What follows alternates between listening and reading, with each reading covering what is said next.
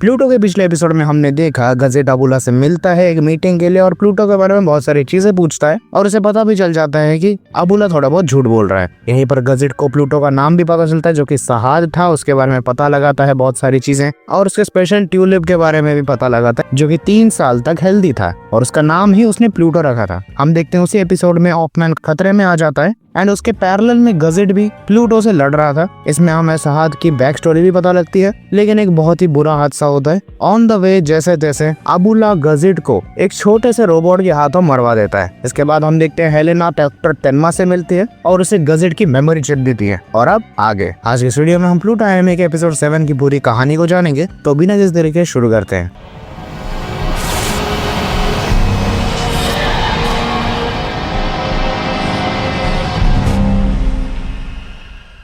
Episode शुरू होता है एक फ्लैशबैक के साथ जब डॉक्टर तेनमा ने एक बहुत ही परफेक्ट रोबोट बना दिया था। उसमें हमें सीन दिखाया जाता है 9.9 बिलियन लोगों की पर्सनैलिटीज रोबोट के अंदर क्लैश हो रही है और वो रोबोट उठ नहीं पा रहा, बार बार स्ट्रगल कर रहा है। और हम देखते हैं अबुला तेनमा के साथ था, मतलब ये रोबोट बनाने का काम अबुला का ही था। जहाँ तेनमा कहते हैं इसे उठाने का एक रास्ता तो है, लेकिन ये एक राक्षस बन के ही उठेगा। तो यहीं पर सीन फिर से प्रेजेंट में आता है जहाँ उचानो मिज़ू डॉक्टर तेनमा से कहता है कि हेलेना काफी ज्यादा एडवांस्ड है, वो सौरों को काफी अच्छे से समझ पा रही है अभी। हालांकि डॉक्टर तेनमा ने ही उसे सिखाया था रोते कैसे हैं, लेकिन उचानो मिज़ू के बात के बारे में ज्यादा कुछ बोलता नहीं है और एडम की तरफ निकल पड़ता है। रास्ते में उसे फिर से याद आता है कि हेलेना ने उसे पूछा था कि गजेट आखिर क्यों मरा और वो नहीं चाहती थी कि उसकी मौत बेकार जाए, जिसमें तेनमा उसे गारंटी करता है कि इसकी चिप उसके बहुत काम आने वाले और उसे प्रोटेक्टेड रखेगा। हम फिर से तेनमा के फ्लैशबैक को देखते हैं जहां अबुला कहता है कि अगर ये एक डेविल बन भी जाए तो मुझे फर्क नहीं पड़ता, इसे जैसे तैसे उठाओ। और यहीं पर तेनमा एटम के पास खड़ा था और वो कहता है अब अगर मुझे तुम्हें उठाने के लिए एक डेविल बनना पड़ेगा तो मैं उसके लिए भी तैयार हूँ। तो यहीं पर सीन शिफ्ट होता है एप्सिलॉन की तरफ जहाँ पर उसे गजेट के नाइटमेयर्स आ रहे थे, मतलब उसके डेथ हुई है एंड इवन उसे रियलाइज हो जाता है वो आखिरी बंदा बचा है उन सभी रोबोट्स में से और अब उसका नंबर नेक्स्ट है। तो यहीं पर हमें पता चलता है एप्सिलॉन को एक बॉडीगार्ड असाइन किया गया था और इसका नाम होगन था। हालांकि एप्सिलॉन फिर भी होगन से 10 गुना ज्यादा स्ट्रॉन्ग था, पर क्योंकि वेदर बहुत ज्यादा खराब है और एप्सिलॉन की पावर सिर्फ और सिर्फ सन से आती है, तो इसीलिए होगन को ऐसा बैकअप बॉडीगार्ड की तरह एप्सिलॉन को असाइन किया गया था। यहाँ होगन एप्सिलॉन को सजेस्ट करता है कि हमें यहाँ से बाहर निकल जाना चाहिए, क्योंकि अगर प्लूटो एप्सिलॉन के पास आएगा तो फिर उसके साथ उसके अडॉप्ट किए गए बहुत सारे अनाथ बच्चों की भी जान खतरे में आ जाएगी। जहाँ एप्सिलॉन कहता है कि आज उसका बर्थडे है और ये सारे बच्चे मिलकर उसे एक सरप्राइज पार्टी देना चाहते हैं, वो बस उसे अटेंड करना चाहता है। यहाँ होगन कहता है कि पर हमें जल्दी करना चाहिए और एप्सिलॉन मान जाता है। तो वही सरप्राइज पार्टी होती है और एप्सिलॉन यहाँ पर नाटक करता है कि वो सरप्राइज हो चुका है और बच्चों के साथ एंजॉय करता है, जहाँ पर बच्चे उसके लिए अनेक प्रेजेंट्स ला रहे थे। लेकिन यहीं पर बॉसली उसके लिए एक ड्राइंग बनाता है। यहाँ एप्सिलॉन उसे चेक करता है और वही खतरनाक सी ड्राइंग थी हॉर्न्स वाली। और अब बॉसली पहली बार बोरा के अलावा कोई और चीज बोलता है। दरअसल वो शब्द नहीं है, वो एक गाना था। तो ये गाना ओवरऑल ये दर्शाता है कि एक बहुत बड़ा जायंट जो है एक ही बार में पूरे पृथ्वी को खा जाएगा।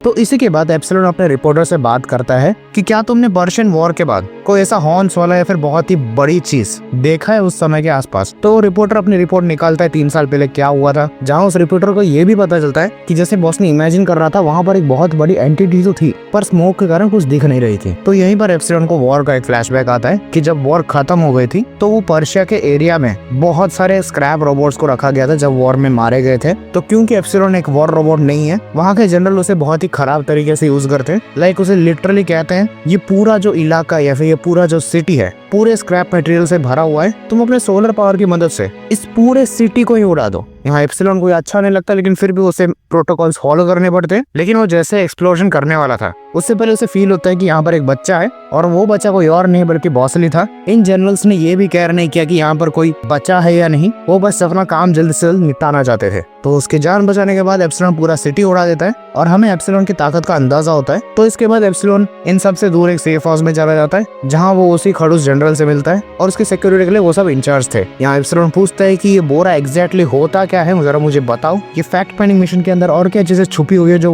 पूरी दुनिया को नहीं पता। हो सकता है इस सीक्रेट की वजह से पूरी दुनिया खत्म हो जाए। यहाँ हम पैरेलल में देखते हैं कि जो बॉसली का सॉन्ग था उसे बच्चे मजे में गाते हुए एंजॉय कर रहे हैं। लेकिन यहीं पर आता है प्लूटो। अपने बड़े से तूफान के साथ इन बच्चों के पास। And at the same time epsilon को जिस सेफ हाउस में रखा गया था उसके ऊपर एक बहुत ही खतरनाक हमला होता है, ऐसे जैसे एक बहुत बड़ा ब्लास्ट हो। वो बस होगन को बचा पाता है और वहाँ के सभी लोग जनरल के साथ मारे जाते हैं। और एट द सेम टाइम जब एप्सिलॉन होगन को बचाता है उससे पहाड़ के पत्थरों में एक पेयर ऑफ हॉर्न्स दिखते हैं। यहीं पर अब पैरेलल में देखते हैं उरान को एक बहुत ही बड़ी वेव ऑफ सैडनेस हिट करती है, एक साथ 2 लोगों की। तो इसके जस्ट बाद एप्सिलॉन बच्चों के पास पहुंच जाता है बहुत जल्द, जहां होगन बच्चों के पास पहुंच के उन सबको कवर दे देता है और एप्सिलॉन बिना टाइम गवाए सीधे प्लूटो से लड़ता है और पहली बार में ही एक बहुत ही खतरनाक ब्लास्ट करता है। यहाँ एप्सिलॉन आगे भी प्लूटो से लड़ता है और हम देखते हैं प्लूटो के बहुत सारे टुकड़े नीचे जमीन पे गिर रहे हैं। और इसके बाद पूरा मौसम क्लियर हो जाता है और सब लोग ये सोचते हैं कि प्लूटो मर चुका है। यहाँ पर बॉसली फाइनली एप्सिलॉन को थैंक यू कहता है क्योंकि प्लूटो जो उसका नाइटमेयर था उसे एप्सिलॉन ने फाइनली खत्म किया। तो यहीं पर बात होती है उरान की, जो उसे 2 वेव ऑफ सैडनेस हिट करी। वो उसके पढ़े हुए कहानी में पिनोकियो की तरह है, तो वो पिनोकियो की कहानी भी थोड़ी बहुत हमें बताती है। तो पिनोकियो काफी ज्यादा शैतान था, वो शैतानी हरकतें करता था, लेकिन उसे कभी अपना दिल नहीं मिला। मतलब ऐसा कि वो जितनी भी शरारती हरकतें करता था वो उसे पसंद नहीं थे। हमेशा उसे ऐसा फील हो रहा था कि ऐसा करने के लिए उसे फोर्स किया जा रहा है या फिर वो किसी एक्सट्रीम इमोशन के कंट्रोल में है। इवन पिनोकियो का क्रिएटर भी खुद में ही पिनोकियो की तरह एक पपेट था और यही बात है जो कि पिनोकियो के कैरेक्टर में एक बहुत बड़ा लूप होल क्रिएट करती है। तो ये एग्जैक्ट स्टोरी हम प्लूटो और उसके बाप अबुला से रिलेट कर पाएंगे, क्योंकि प्लूटो खुद में एक रोबोट है और अबुला कंप्लीट ह्यूमन नहीं है। सो कहीं ना कहीं ये कहानी भी इन दोनों की तरह है। तो यहीं पर सीन शिफ्ट होता है, हम देखते हैं बॉसली बहुत ज्यादा खुश है और बाकी बच्चों के साथ वो खुशी से खेल रहा है और यहीं पर 2 आदमी आते हैं। तो इसके पैरेलल में हम देखते हैं कि एप्सिलॉन को क्वेश्चन किया जा रहा था कि वो प्लूटो के इंसिडेंट में क्या हुआ, कैसे हुआ, क्या प्लूटो सच में मरा है या नहीं। वो इवन एप्सिलॉन पे गुस्सा होते हैं कि उसने होगन को बचाया ना कि वहाँ के लोगों को। वो इवन एप्सिलॉन को क्वेश्चन करते हैं कि उसकी लड़ाई से जो भी पुर्जे मिले प्लूटो के वो बस उसके लेफ्ट आर्म के थे,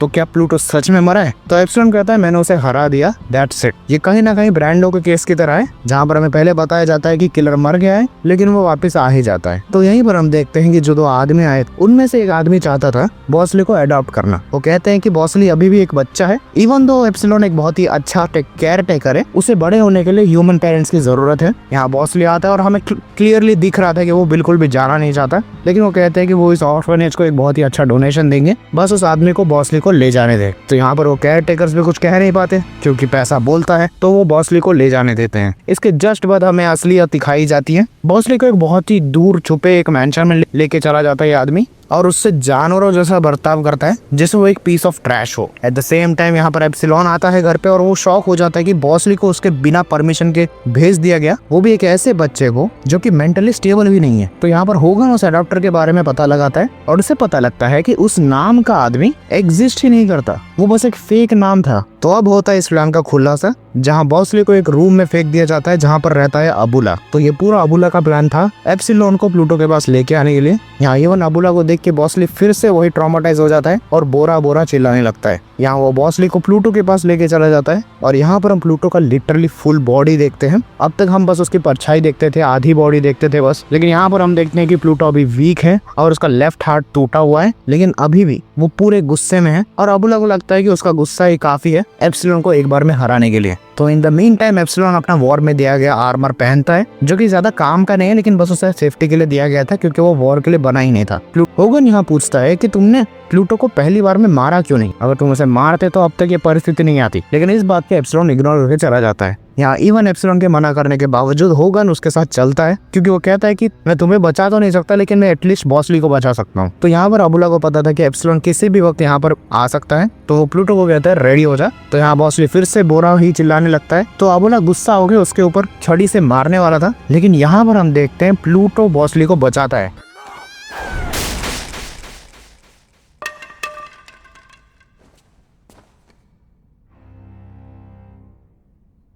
What is the meaning of this? तो यहीं पर एप्सिलॉन आ जाता है और बिना सन का वेट किए वो सीधे चला जाता है उस रूम के अंदर। वो थोड़ा बहुत बॉसली को खोजते हैं और यहीं पर प्लूटो एप्सिलॉन पे हमला कर देता है। यहाँ पर एप्सिलॉन बिना वक्त गवाए प्लूटो को सीधे हवा में लेके चला जाता है ताकि होगन को टाइम मिल सके बॉसली को बचाने का। यहाँ पर हम देखते हैं एप्सिलॉन के पास ज्यादा पावर नहीं थी क्योंकि सन अभी बाहर नहीं निकला था और प्लूटो उस पर थोड़ा भारी पड़ रहा था। एंड इवन हम देखते हैं कि प्लूटो बहुत ज्यादा गुस्से में था, जैसे वो अपना कंट्रोल ही खो चुका है और यहाँ नीचे से अबुला चिल्ला रहा था कि उसे खत्म करो। और यहाँ पर हम देखते हैं प्लूटो को फाइनली बोलते हुए। In the mean time Hogan ने बॉसली को बचा दिया था। यहाँ एप्सिलॉन प्लूटो से कहता है मुझे पता है तुम ये सब नहीं चाहते, जस्ट मुझे बताओ ये बोरा होता क्या है, जिसके जवाब में प्लूटो कहता है हेल्प मी प्लीज।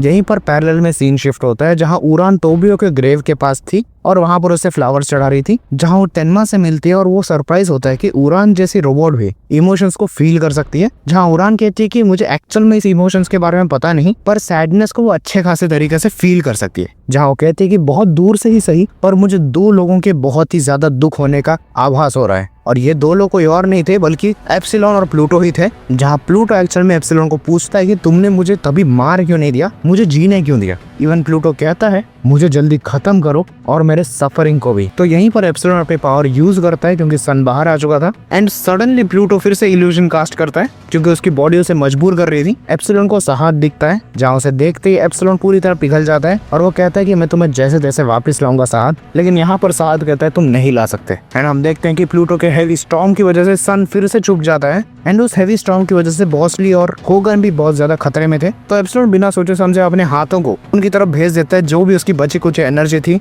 ताकि उनके लिए एक शील्ड बना सके। यहाँ एप्सिलॉन देखते हैं कि दोनों सुरक्षित हैं और वो राहत की सांस लेने ही वाला था, होता है ये।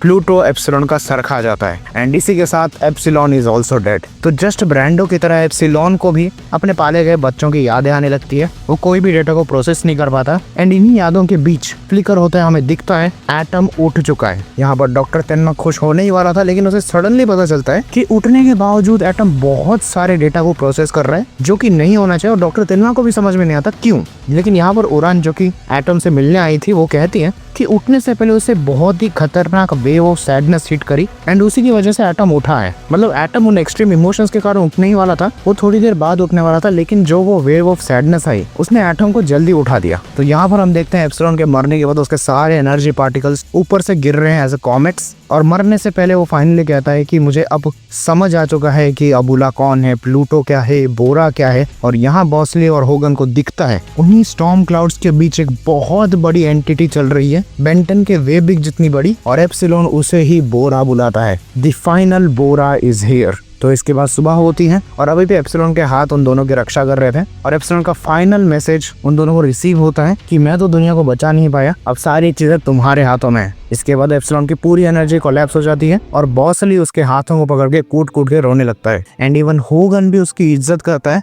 As a good soldier. यहाँ पर तेनमा उरान पे बहुत ज्यादा गुस्सा था, वो कहता है तुम किसी भी दुख को प्रोसेस नहीं कर सकी, तुम्हारा ये जो वे ऑफ सैडनेस बस एक एनालिसिस है, क्योंकि तेनमा को खुद समझ नहीं आ रहा था कि एटम के साथ चल क्या रहा है। उरान यहाँ पर कहती है कोई एनालिसिस नहीं है, मुझे सच में लोगों का दर्द फील होता है, मुझे आपका भी दर्द फील हुआ था जब भी आप तोबियो की ग्रेव के पास कूट कूट कर रो रहे थे। यही बात तेनमा सुनता है और इग्नोर करके चला जाता है। यहीं पर एटम उठता है और कहता है कि वो फाइनली एप्सिलॉन और गजेट को समझता है, मतलब पूरी तरह से समझता है। तो यहीं पर पैरेलल में हम देखते हैं कि बिल्डिंगों में क्रैक्स आना चालू हो चुकी हैं, जैसे एक बहुत बड़ा नेचुरल डिजास्टर आने वाला है, एंड इसी के पैरेलल में एटम कहता है पूरी दुनिया खत्म होने वाली है, एंड इसी के साथ एपिसोड खत्म हो जाता है। तो देखते ही देखते हमने प्लूटो का सेकंड लास्ट एपिसोड खत्म कर दिया, अगला एपिसोड फाइनल होने वाला है। तो देखो दुनिया के सबसे बेहतरीन रोबोट्स खत्म हो चुके हैं, दुनिया अब खतरे में है। मतलब अब तक सिर्फ रोबोट्स खतरे में थे, अब पूरी दुनिया खतरे में है, एंड उसको खत्म कौन करेगा? ऑब्वियसली वो Bora, the giant who can eat the entire earth up. अब समझ आया बॉसली के सॉन्ग का मतलब। खैर आने वाले जुलाई में बहुत सारे एनिमे आने वाले हैं, डैनडन का सेकंड सीजन, काइजू नंबर 8 का सेकंड सीजन, एंड इवन भाई पूरी लिस्ट भरी पड़ी है। मैं कोशिश करूंगा उनमें से बेहतरीन एनिमे को कवर करने की, एंड साथ ही साथ में प्लूटो जैसे अंडररेटेड एनिमे को भी कवर करने की कोशिश करूंगा। तो देखो अगला एपिसोड में शायद जुलाई 3 को डाल सकूं या फिर जुलाई 4 समथिंग, लेकिन मैं इतना तो कह सकता हूँ डैनडन का सेकंड सीजन शुरू करने से पहले ही प्लूटो को हम खत्म करेंगे। तो फाइनल एपिसोड के लिए बने रहिए चैनल के साथ। तो बस आज के लिए इतना ही, मैं मिलता हूँ किसी और वीडियो में, तब तक के लिए गुड बाय।